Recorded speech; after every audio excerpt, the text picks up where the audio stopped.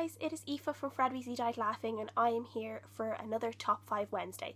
And as always, Top 5 Wednesday is a Goodreads group created by Ginger Reads Lainey, and I will leave the link to the group and Lainey's channel down below. So this week's topic is our top 5 favourite Hunger Game moments, either from the books or the movies. And there are so many moments in this trilogy that I just absolutely love, and it was so hard to pick 5, but I managed to narrow it down. They're not in any particular order. These are just some moments that really hit home for me and really chilled me and made me feel everything, and I just love them. And you probably already know, but this is probably going to contain spoilers for the different books, so if you haven't read The Hunger Games, you probably shouldn't watch this video unless you want spoilers. So the first moment that I want to talk about is shortly after the Capitol bomb District 13, and Finnick and Katniss go out and they start talking to the film crew, and then Katniss breaks down and realises that Peeta is probably being tortured as they speak, and she really loses it and she has to be knocked out. And then she finds out that Finnick ended up losing it shortly after her as well, and they both had to be knocked out to try and contain them because they were just having a little bit of a mental breakdown. And I just really love that. And I really love the fact that Katniss and Finnick both had some mental health issues after the quarter quell, because I really feel like it was very realistic. They wouldn't have come out of that just completely okay, and they wouldn't be okay knowing the people that they love are possibly being tortured every day.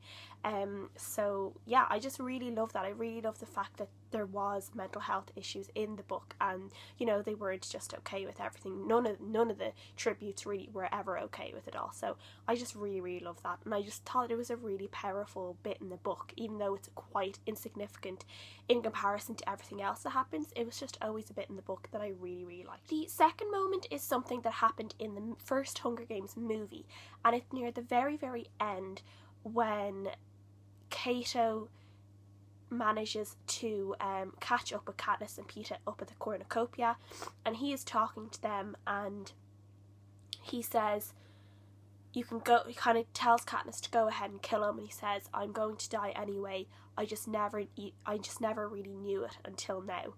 And that always struck me because we never really see much of Cato in the book except the really bad side of him, and I feel like that bit in the movie, it really made him a tribute rather than someone who always thought he was going to be a victor. I felt like it just made him a little bit more human, and it really brought the fact that he was only, a 16, 17-year-old boy, and he suddenly realised that he probably wasn't going to win, that Katniss was most likely going to win, and up until that point he had always thought that it was him that was going to win, and he really had to face up to the fact that he was going to die, and he was really part of the games, because obviously he was from a district that had more or less had it really easy with the Capitol because they had such a good relationship with the Capitol.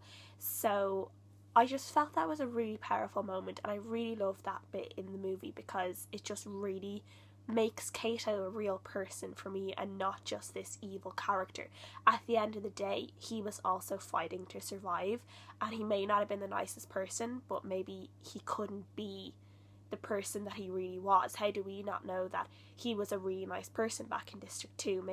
Maybe he had a girlfriend and a family that he loved, and maybe he was a really nice guy, but he just couldn't be that in the arena. So yeah, I just really loved that bit. A bit I loved both in the book and the movie for Mockingjay is the part where Katniss visits District 8 and she ends up being a witness to the Capitol bombing out a hospital.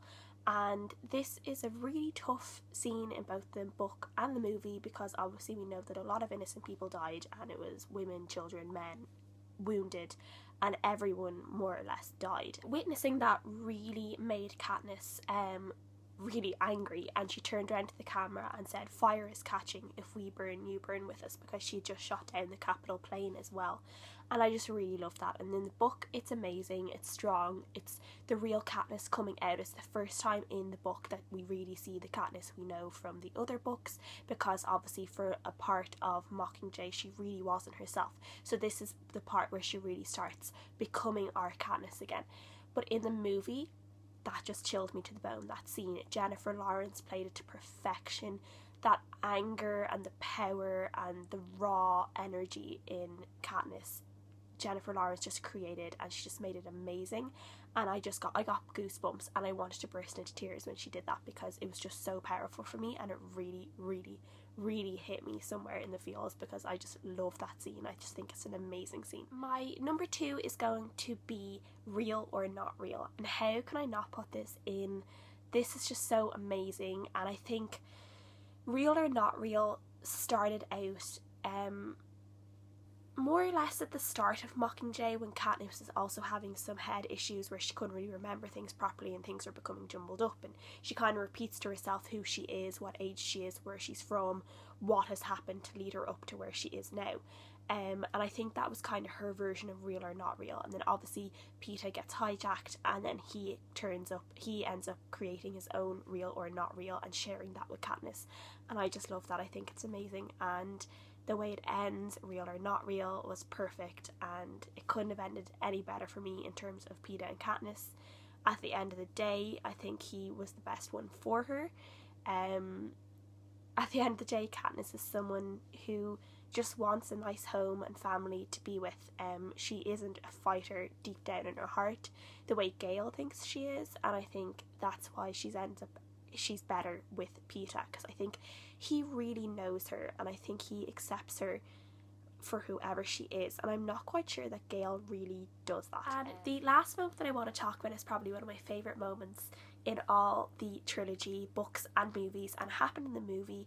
It happened in the first movie, the very end of the first movie, when Peeta and Katniss are about to take the Nightlock berries, and it's where they are holding the berries in their hand and they are about to eat them, and Katniss is looking up into the sky, so she is looking up towards the game makers, and they're about to kill themselves, and Peeta isn't looking at anything except Katniss, and he reaches out and he touches her braid while she's looking away. And I think that just really signified the type of people they were. Katniss was kind of thinking ahead and thinking how she could save them both, where Peeta was just thinking about how much he loved this girl. And I think it really showed her tenacity, and then his gentleness and her power and his love, and I just love that moment, and it just makes me cry.